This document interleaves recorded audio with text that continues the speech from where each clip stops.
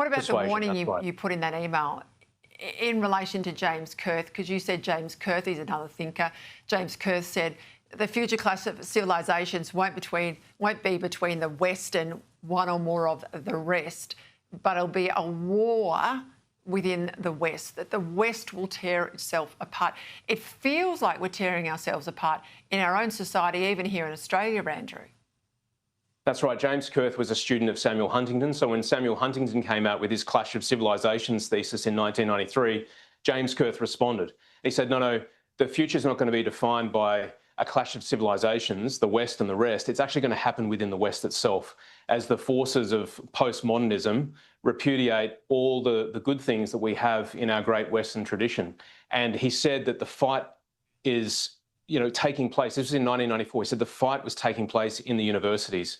Back then it was intellectual, and I made the point 31 years later, it's now violent. And the fact that we have people being shot on campus in the United States is troubling. And let's not pretend that we're somehow different. Yes, we have good gun laws here, but let's not pretend that we're different within ourselves. People are capable of all sorts of violence in our universities and on our streets, and this is something we've got to watch very carefully here in Australia.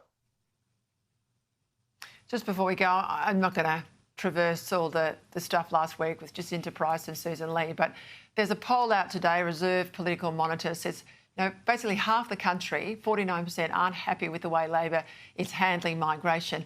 Please tell me that after everything that's happened over the last week, Libs are not going to be gun-shy talking about immigration, that you're not going to shy away from the debate that Australians are absolutely desperate. They're having it at home, and they are desperate for this to be an orderly, adult, policy-driven national debate. Please tell me, Andrew, that you're going to get up and have that debate.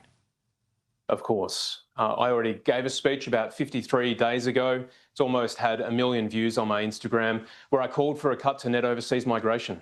I called for a cut to Labor's uncontrolled migration, and I called for us to put Australians first, so young Australians can get into a home. Australians aren't spending all this time on congested roads, so Australians can get into hospitals which are congested at the moment. So we're not going to shy away from having a tough conversation about immigration. It's a conversation that we need to have as a country. And I've got to tell you, the average person on the street, they see it, they feel it, and they're very concerned. So we need to respond to that. Well, that is reassuring. Andrew Hastie, thank you. If you want to get on his email list, like I am, just jump onto his website, Andrew Hastie's website, and sign up to it. I think it lands Saturday morning. It's always there when I look at it anyway. Enjoy.